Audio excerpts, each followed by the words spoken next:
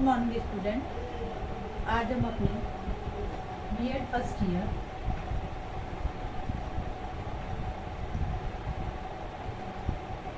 अधिगम और शिक्षण में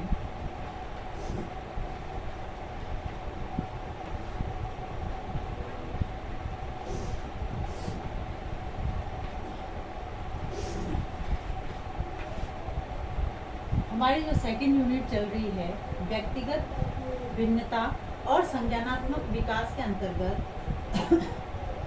आज का हमारा प्रकरण है अक्षमता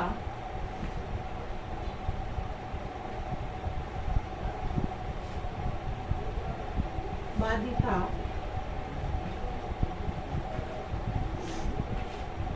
अक्षमता बाधिता एवं विकलांगता की अवधारणा विकलांगता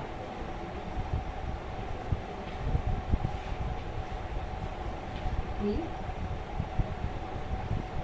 अवधारणा।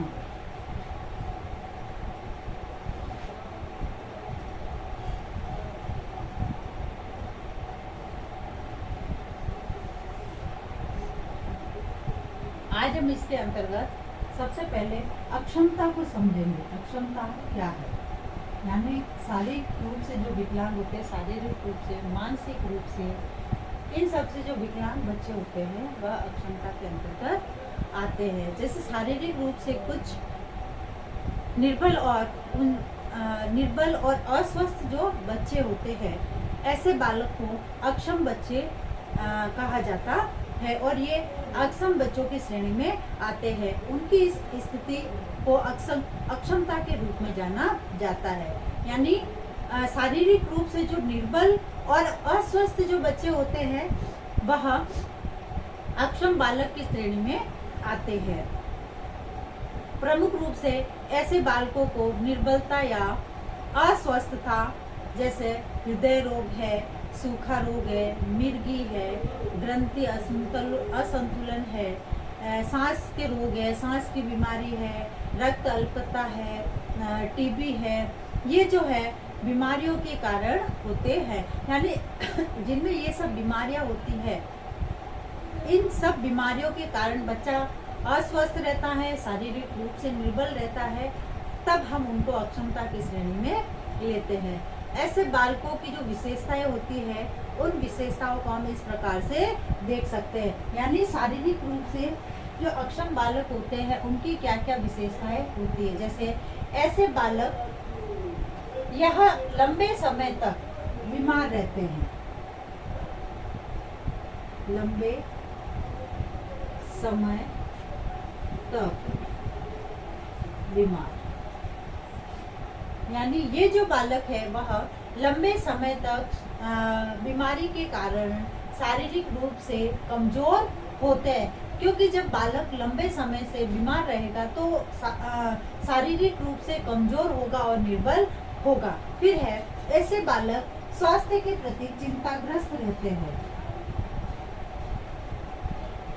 स्वास्थ्य के प्रति चिंताग्रस्त। ऐसे बालक स्वास्थ्य के प्रति चिंताग्रस्त रहते हैं। यानी जब बालक में लंबे समय से बीमारी होगी तो वह अपने स्वास्थ्य को लेकर चिंता में रहते हैं। उसके बाद है लगातार बीमारी।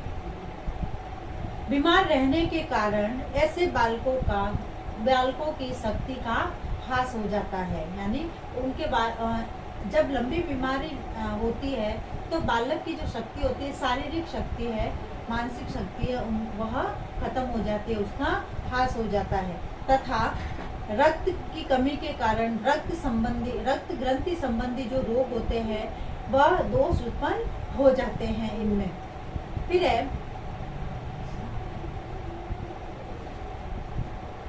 चौथा जो है वह गरीब और निर्धन परिवार के जो बालक और बालिका है उनकी गरीब और निर्धन परिवारों में निर्बल जो बालक बालिका है उनकी संख्या अधिक पाई जाती है। वो इसलिए पाई जाती है कि उनको समय पर ना तो खाने को मिलता है, ना ही स्वस्थ भोजन मिल पाता है, इसलिए लंबे समय तक वह बीमार रहते हैं। फिर है शारीरिक रूप से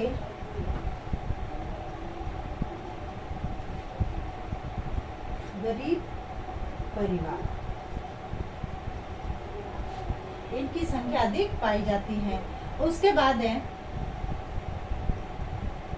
अब जब बच्चा हमेशा जब बीमार रहता है तो बीमारी के कारण उसका स्वभाव कैसा हो जाता है? चिड़चिड़ा स्वभाव,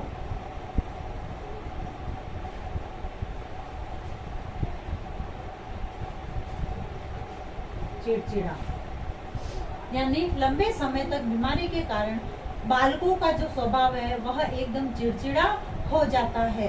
फिर है शारीरिक रूप से कमजोर जो बालक होते हैं उनकी अधिक बुद्धि लब्धि वाले वह अधिक बुद्धि लब्धि वाले होते हैं, परंतु शारीरिक दुर्बलता के कारण वे अधिक शैक्षिक कार्य नहीं कर पाते हैं। यानी शारीरिक रूप से जो कमजोर होते हैं, शारीरिक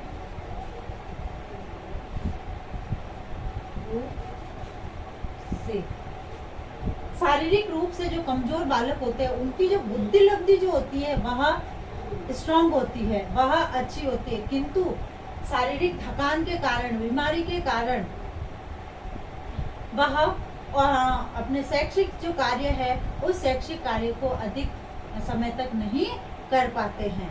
फिर है ऐसे बालक अधिक मेहनत नहीं कर पाते हैं, अधिक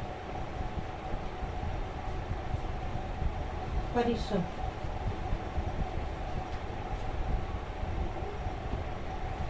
यानी ये जो बालक है अधिक समय तक मेहनत नहीं कर पाते, कार्य नहीं कर पाते हैं, परिश्रम नहीं कर पाते, क्योंकि जब ये बालक किसी कार्य को करते हैं तो जल्दी से थकान हो जाती है इनमें, इसलिए ये अधिक समय तक परिश्रम नहीं कर पाते हैं। फिर है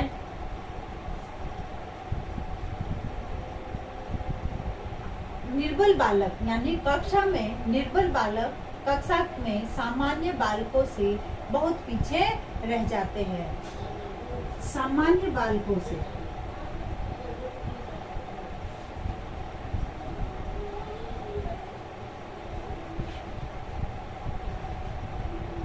यानी कक्षा में जो सामान्य बालक होते हैं उन सामान्य बालकों से ये जो बालक है, वो अक्षमता वाले जो बालक है बहुत पीछे रह जाते हैं, क्योंकि उनमें कार्य करने की शक्ति ही नहीं होती है, बीमारी उनको तोड़ देती है इसलिए।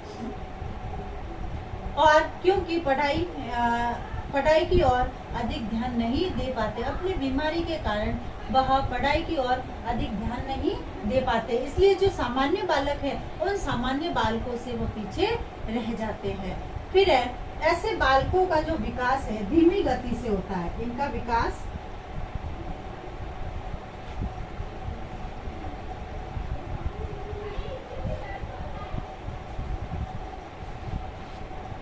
यानी ये जो बालक है इन बालकों का विकास धीमी गति से होता है। फिर है इनका शारीरिक विकास भी धीमी गति से होता है, क्योंकि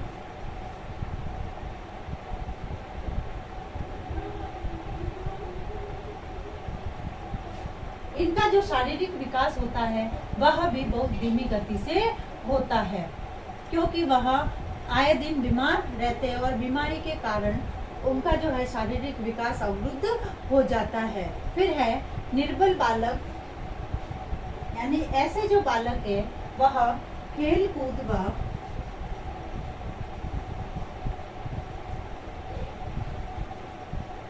अन्य जो गतिविधियां है उन गतिविधियों में भाग नहीं ले पाते, क्योंकि यदि बालक खेल कूद व अन्य क्रियात्मक गतिविधियों में जब भाग लेगा तो वह जल्दी से उसको थकान हो जाएगी, इसलिए जल्दी थकान के कारण ऐसे बालक जो है खेल से संबंधित और क्रियात्मक से संबंधित जो गतिविधियां हैं उन गतिविधियों में भाग नहीं ले सकते हैं। अब है ये जो शारीरिक रूप से अक्षम जो बालक है,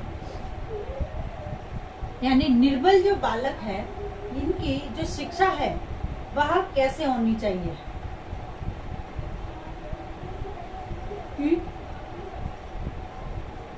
शिक्षा। अब जो है शारीरिक रूप से जो कमजोर बालकों है, इन बालकों की विभिन्न विशेषताओं को देखते हुए, यानी जो विशेषताएं हमने देखी है उन विशेषताओं के आधार पर हम जो है बालकों के लिए विभिन्न प्रकार की उसी से संबंधित उनके लिए शिक्षा की व्यवस्था की जा सकती है। सबसे पहले तो ऐसे जो बालक होते हैं उनके लिए संतुलित भोजन उपलब्ध कराना। पहला, संतुलित भोजन। संतुलित भोजन उपलब्ध कराना और उसकी व्यवस्था करना, जिसमें सभी विटामिन, प्रोटीन, मिनरल्स ये सब होने चाहिए, जिससे कि बालक जब शारीरिक रूप से स्वस्थ रहेगा तो उनकी शिक्षा में असर पड़ेगा और वह जो है अपनी शिक्षा की तरफ ध्यान दे पाएंगे। फिर है जैसे विद्यालय जब ये बालक जाते हैं तो विद्यालय में जाने इनके लिए मध्याह्न दोपहर की भोजन की मध्याह्न भोजन यानी दोपहर के भोजन की व्यवस्था इसके अंतर्गत होनी चाहिए, क्योंकि जब बालक समय पर खाना खाएगा तो उसमें स्फूर्ति और चुस्ती बनी रहेगी। फिर विद्यालय के समय समय पर विशेष रूप से शारीरिक परीक्षण करवाया जाना चाहिए तथा इसके लिए शारीरिक चिकित्सा की ओर ध्यान दिया जाना चाहिए।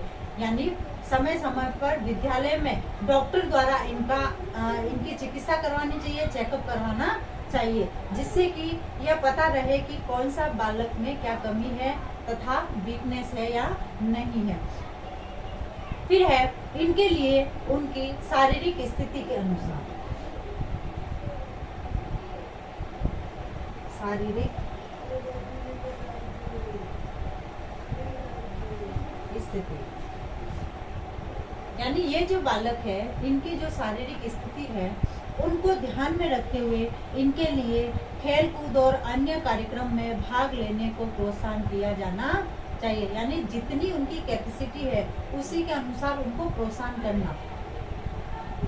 उसके बाद है आत्मविश्वास की भावना पैदा करना। आत्मविश्वास यानी हम ऐसे बालकों में उनमें आत्मविश्वास जगाकर उनकी जो हीन भावना होती है, हीन भावनाओं को दूर किया जा सकता है, क्योंकि ऐसे बालक ये समझते हैं कि मैं शारीरिक रूप से दुर्बल हूँ, कमजोर हूँ, तो हम किसी भी कार्य को नहीं कर सकते। तो इसके लिए उनमें आत्मविश्वास उत्पन्न करना आवश्यक है तथा आत्मविश्वास जब हम उत्पन्न करेंगे उनमें, तो वो अब हीन भावना से दूर रहेंगे और उनमें हीन भावना नहीं पनपेगी। फिर इसके बाद है उनमें इनके लिए उपयुक्त मनोरंजन।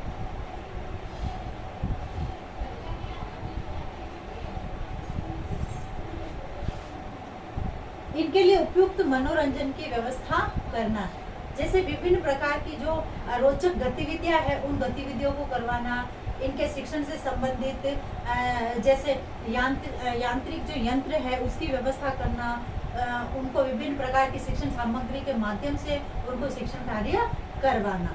उसके बाद है इनके लिए जो है उचित व्यायाम की व्यवस्था होनी चाहिए। जब बालक व्यायाम करेगा तो उसमें जो शारीरिक दुर्बलता है और जो अस्वस्थता है उस अस्वस्थता को दूर किया जा सकता है। फिर ऐसे बालकों को स्वतंत्र वातावरण में काम करने के अवसर देने चाहिए, जिससे कि बालक में आत्मविश्वास उत्पन्न हो सके। यानी जब बालक स्वतंत्र रूप से किसी भी कार्य को करेगा तो उसमें आत्मविश्वास की भावना उत्पन्न होगी। तो इस प्रकार से ये जो अक्षम बालक है, अक्षम बालक को शिक्षा के प्रति हम प्रोत्साहित कर सकते हैं इनकी विशेषताओं को देखते हुए। अब आज का आपका गृह कार्य।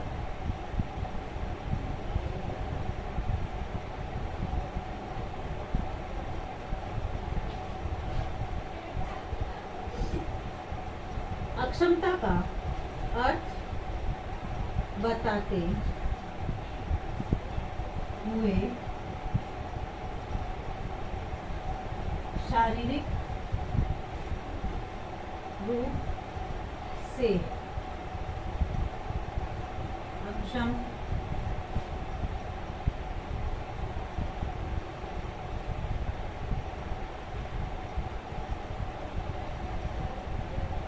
बालकों की विशेषताएं बताइए।